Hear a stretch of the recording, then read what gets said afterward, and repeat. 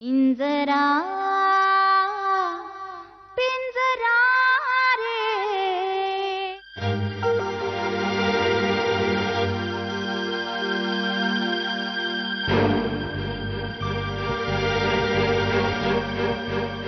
हाँ हेलो अक्का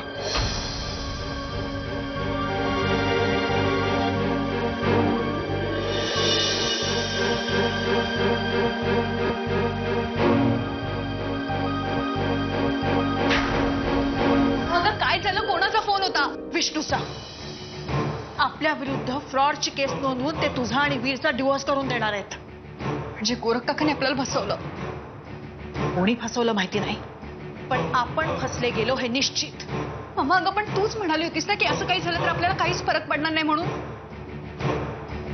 अगं गोष्टी एवढ्या लवकर पुढे जातील हे माझ्या स्वप्नातही आलं नव्हतं नागनाथनी आपल्या विरुद्ध सगळी गरळ ओकली आणि आता तुझा आणि वीरचा डिवोर्स होण्यापासून कुणीही थांबवू शकणार नाही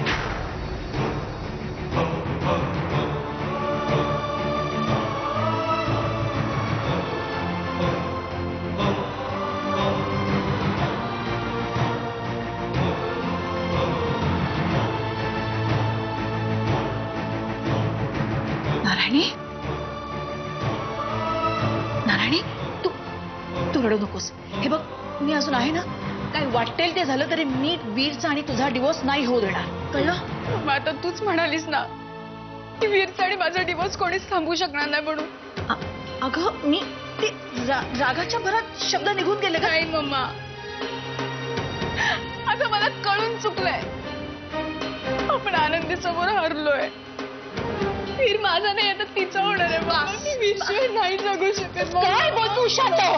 तू शांत आहे बघ ऐक तुला चांगलंच माहितीये तुझ्या सुखासाठी मी वाटेल ते करू शकते मी नागनाथ गोरख वीर कोणालाही जिवंत सोडणार नाही कळलं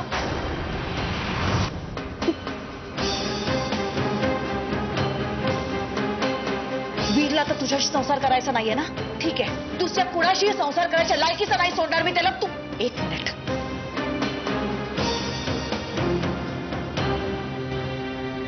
विष्णू मी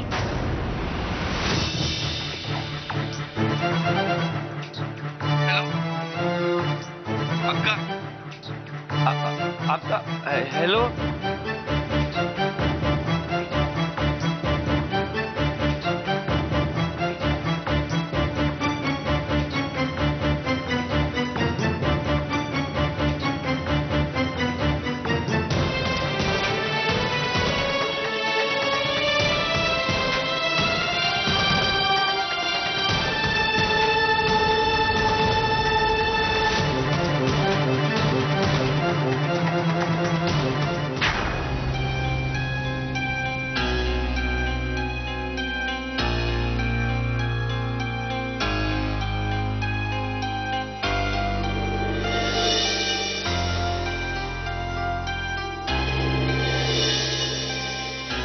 ओ मिसेस तुमच्या पायाला का भिंगरी लागली का मगा तर न बघतो इकडनं तिकडनं नुसते फेऱ्या मारतोय अहो पोराचा अजून पत्ता नाही का शाळकरी पोरग राहिलं का ते किती बी मोठं झालं तरी आपल्यासाठी लहानच ना बघ याच लहानपण तुमच्यापर्यंत ठेवा बाकीच्यांसाठी लय मोठा झालाय तो कवा धरणं फोन लावतीये त्याला फोन उचलना झालाय माझा कामात असेल तो अहो फोन उचलायला 1 मिनिट पण नाही लागत एवढा उचलायला होईना होय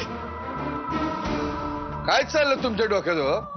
सारखा आपला हात धुवून मागे लागले त्यांच्या काळजी करण्यासारखंच वागतोय तू एखाद्या बाईच्या आयुष्याची नासाडी करून तिची हाय लागल नव त्याला हो मिसेस काय तुमच्या जिभेला का हाड आहे का नाही वास्तू ऐकत असेल तुमचीच हाय लागायची त्याला आईचे दात पिल्लाला लागत नसतात आणि तिची इतकी काळजी बी कोणाला नसते जगातले सगळे बाप काय पार्ट टाइम नोकरी म्हणून घरात राहतात होय मगा धरणं बघतोय माझं पोरग आमचं कोणीच नाही होय हाय ना तुमचं पोरग मग तुमच्या फोनवरनं फोन लावा की त्याला नाही लावणार फोन कामात असेल तो काळजीपोटी यायचं फोनवर काम सोडून आपलं काय ऐकत नाही काय नाही म्हणजे काय अहो पण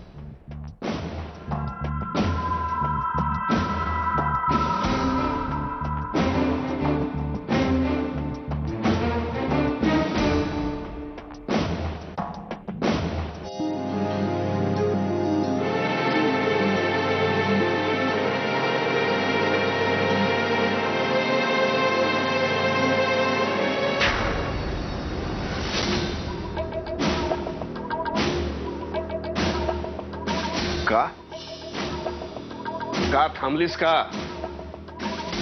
नागनाथ झाला, गोरख झाला, मला का सोडतेस मग? माझी सुपारी देऊन टाक तुझ्या त्या पाळलेल्या मारेकल्याला, मारून टाक मला. आणि मग या वाड्यातल्या सगळ्या बायकांना मारून टाक. म्हणजे मग मन मोकळेपणाने राज्य करशील या घरावर. हे बघा, सगळं बघून आणि ऐकूनच बोलतोय मी सरस्वती. काही खालच्या थराला जाऊ नये की माणूस कोण आणि जनावर कोण हेही कळू नये. बाबा पण हे सगळं शब्द जरी आमच्यामध्ये बोललीस तर इकडचं थोबाड तिकडे करून टाकेल तुझा. नारायणी, आमच्यामध्ये बोलू नकोस. मी रागाच्या भरात विष्णूला फोन केला होता. अहो पण मी त्याला असं काहीतरी करायला कसं सांगेन, नव्हते सांगणार हो. अजूनही सारवा करताना तुला लाज कशी वाटत नाहीये? मुळात हा असा विचार तुझ्या मनात येतो तरी कसा? मी माझ्या मुलीला रोज थोडं मरताना पाहू शकत नाही. तुझ्या या अवस्थेला तू आणि फक्त तूच कारणीभूत आहेस सरस्वती. वीर आणि आनंदीला वेगळं करून तुला नारायणीचा संसार थाटायचा होता आणि या अट्टहासापायी तू सगळ्यांच्या आयुष्याची खेळलीस. नाती कधीही आजूबाजूच्या लोकांना दुःखी करत नाहीत. वीर आणि नारायणीच्या लग्नानं आपल्या सगळ्यांना दुःखी केलंय. स्वतःच्या मुलीच्या भल्याचा विचार करणं पाप असू शकत नाही. अगं पण स्वतःच्या मुलीच्या आयुष्याचं जाणून बुजून नुकसान करणं हे तर पाप आहे ना. आणि तेच करतेस तू. गोरखने काहीही वाईट केलेलं नाहीये. नारायणीसाठी एखादं चांगलं स्थळ पाहून तिचं लग्न लावून देणारच आहोत आम्ही. अहो काय बोलताय तुम्ही? तिचं वीरवर प्रेम आहे. अगं पण वीरचं आहे का तिच्यावर प्रेम? असं एका बाजूने प्रेम असून चालत नाही का सरस्वती? संसार व्यवस्थितपणे पार पडायचा असेल तर दोन्ही बाजूने तितकंच उत्कट प्रेम असावं लागतं.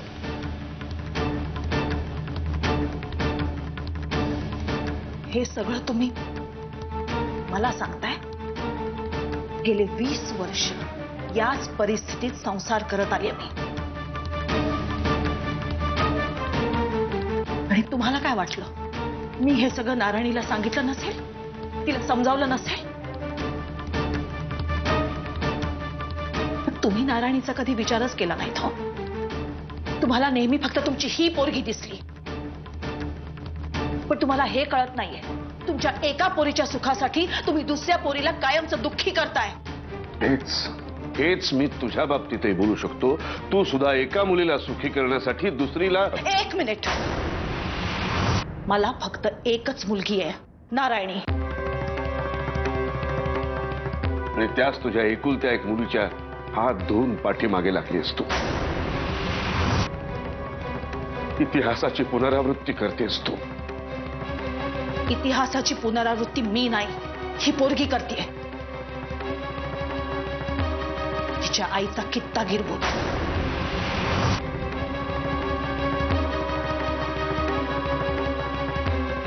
फरक इतकाच आहे की पूर्वी मी होते,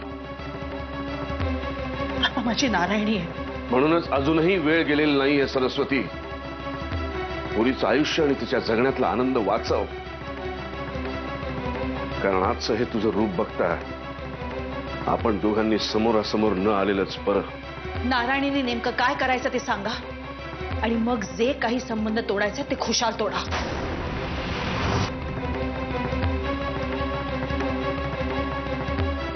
नारायणीने वीरला घटस्फोट द्यायचा आणि मग वीरने आनंदीशी लग्न करायचं हे आता नक्की आहे.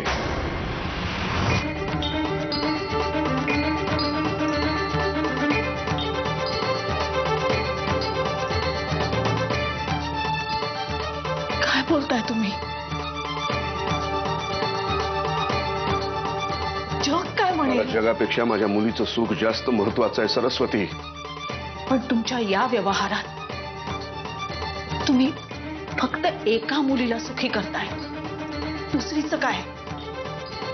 तू तिचा विचार करणं थांबव, ती आपोआप सुखी होईल सरस्वती. पण यानंतरही तू असं काही केलंस तर या घरात एक नाही 2 घटस्फोट होतील.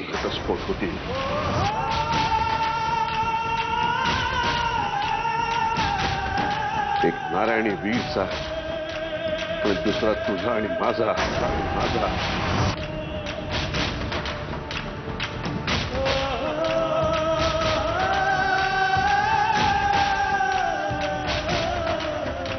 तसंही आपल्यात आता संसार सदृश काही उरलेलं नाहीच, पण जे काही थोडंफार उरलंय ते संपवून टाकेन मी, संपवून टाकेन. कायदेशीर वेगळा होईल मी तुझ्यापासून कायमचा. लक्षात ठेव, लक्षात ठेव.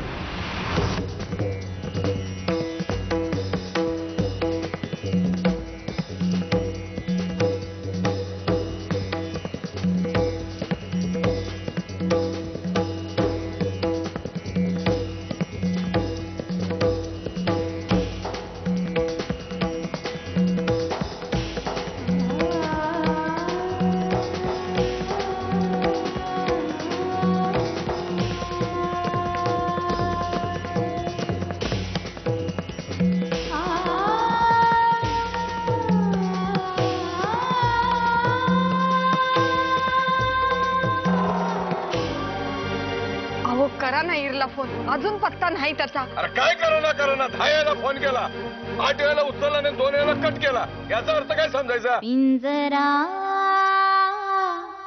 पिंजरा रे पिंजरा पिंजरा रे.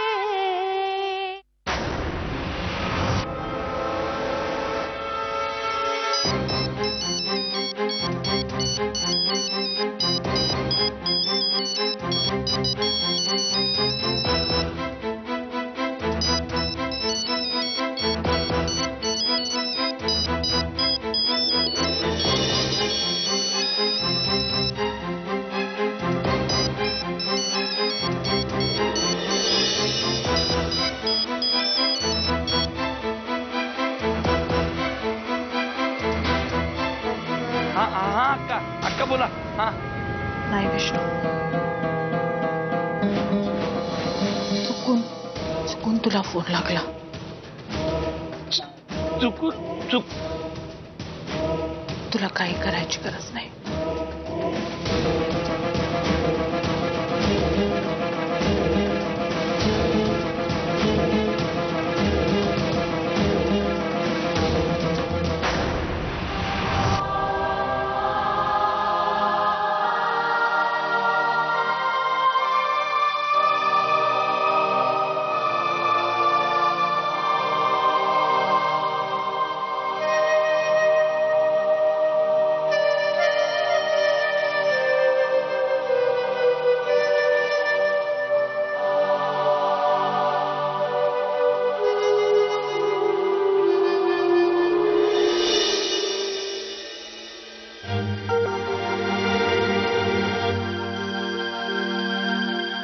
अहो करा ना इरला फोन, अजून पत्ता नाही त्याचा. अरे काय करा 10 वेळेला फोन केला, 8 वेळेला उचलला आणि 2 वेळेला कट केला. याचा अर्थ काय समजायचा? तेच तर मी तुम्हाला विचारून राहिले ना, काय अर्थ समजायचा याचा? याचा अर्थ एकच आहे की त्याची आपल्याशी बोलण्याची इच्छा नाही. ए गजा, तू तरी जा, बघ जा तो इर कुठं आहे. हो मिशेष, ते जाऊन काय फरक पडणार आहे? एकदा हे घराबाहेर पडलं की स्वतःच रस्ता चुकणार. मग यांना शोधायला मी घराबाहेर पडणार. आणि तुम्हाला माहितीच आहे, एकदा का मी घराबाहेर पडलो की मी कोणाच्या हाताला लागणार नाही. मग मला शोधायला तुम्ही घराबाहेर पडणार. असं करत करत अख्खी देशमुख फॅमिली एकमेकांना शोधत गावभर फिरणार. तात्पर्य काय? गप गुमान बसायचं. पण तात्या, मला काय वाटतं की आई बरोबर बोलते. हो दाखलं. मला काय वाटतं, तुम्ही दिवसातून 2दाच तोंड उघडा. एकदा दुपारी जेवताना आणि एकदा रात्री जेवताना. बस. अशी सगळ्यांची तोंड दाबून काय होणार आहे? ए बाबा, जा ना तू जा. हो मिसेस, जसं तुमचं वय वाढतंय ना, तसं तुमचं घाबरण्याचं प्रमाण पण वाढतंय. तेव्हा तुम्ही आज जाण पाडा गपचूप. इरला बघितला बगर मला झोप नाही यायची. झोपा इकडे.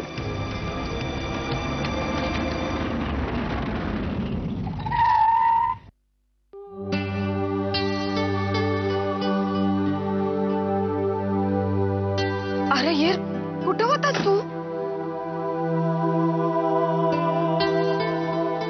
काय झालं? तुम्ही सगळे असं का थांबलात?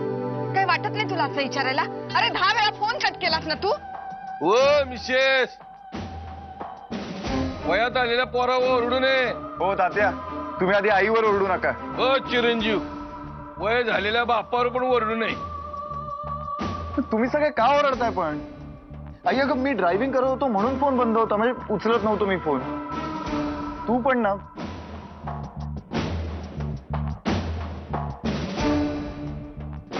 चिरंजीव, ज्या कामासाठी तुम्ही गेला होता ते काम झालं ना? हो झालंय, पण त्यावर सविस्तर आपण उद्या बोलूया, कारण आत्ता मी खूप दमलोय. अरे ये बघितलं, एक सबूत बी न बोलता निघून गेला. काय बघितलं मला का सांगताय? तुम्हीच बघा, तुमची लाडके चिरंजीव आहेत ना ते. दिवसभर माझ्या बघा कटकट कटकट कटकट केली, पण आता नक्की काय झालं ते कळायला उद्या पण थांबावं लागणार. चला झोपायला चला. Good night.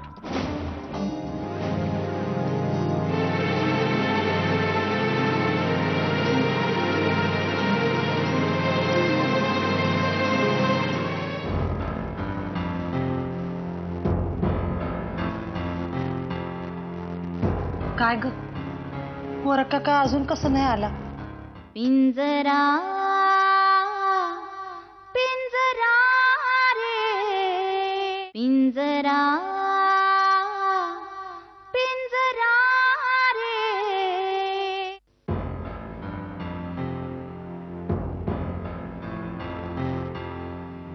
काय ग, गोरख काका अजून कसं नाही आला? ते नागनाथ काकांनी ऐन वेळेला माघार बिगार नसेल ना ग घेतली? नाही नाही, मला मला मनापासून वाटतंय नागनाथ काकांना शालिनी काकूंचा शब्द राखतील. बघ तू. या अक्काची जी भीती आहे ना ती कोणाच्या बी मनात कधी येईल हे कोणी बी सांगू नाही शकत.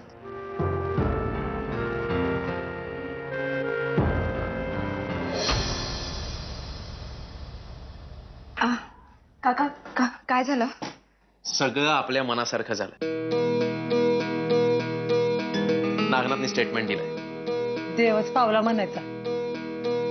आम्हाला लई भीती वाटली इथं. आम्हाला ती वाटलं नागनाथ भाऊजी ऐन वेळेला माघार घेतात की काय. नाही, तशी भीती मलाही वाटली होती. सुरुवातीला थोडासा घाबरला होता, पण नंतर बोलायला लागला. काका वीर नाही आला? सगळं वीर उद्याच्या कामाला लागला. या स्टेटमेंटची एक कॉपी घेऊन तो उद्या पुण्याला जाणार आहे. मग केदार पुढच्या कामाला लागेल. मी काय म्हणते, आपण ही समज करतोय ते आपल्या फायद्याचाच आहे ना ग? म्हणजे काय? अगं या स्टेटमेंटमुळे आनंदी आणि वीर यांच्या लग्नाचा मार्ग मोकळा झालाय.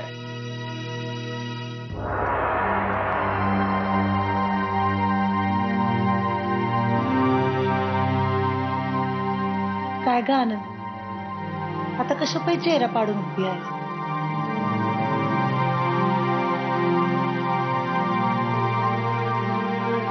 गोरख काका, तुम्ही गेल्यानंतर अक्का आणि बाबांमध्ये वाद झाला. अक्कांनी त्याच्या विष्णाला बी पाठवलं होता नागनाथ काकांचा बंदोबस्त करायला. काय? कधी? नाही, पण विष्णू तिकडे कुठेच दिसला नाही. कारण बाबांनी अक्कांचे कान चांगलेच उघडले. पुन्हा आपला संबंध बी राहण्याने अशी ताकीद बी दिली. मला असं वाटतं गोरख काका तेव्हाच त्या अक्कांनी विष्णाला माघारी यायला सांगितलं असं. ते कुत्र्याची शेपूट अजून वाकडीच आहे. तर या समजा प्रकारामुळे ना मला भ्या वाटायला लागली.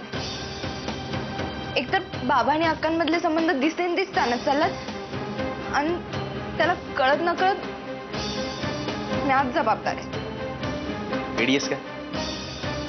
दोघांचे संबंध याच्या आधी तरी कधी चांगले होते? गेल्या 20 वर्षामध्ये लग्न झाल्यापासून एखाद दुसरं वर्ष दादा बरा वागला असेल अक्काशी.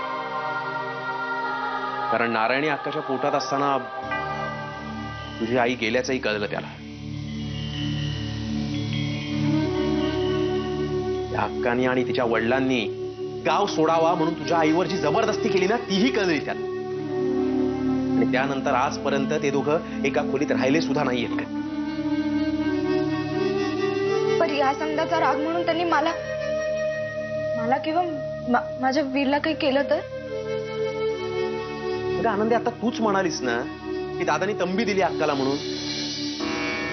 नाही नाही नाही, अक्का असं काहीच करणार नाही, कारण ती दादाच्या शब्दाचा अवमान कधी करणार.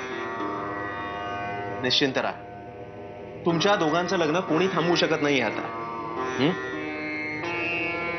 मी आलोच जरा.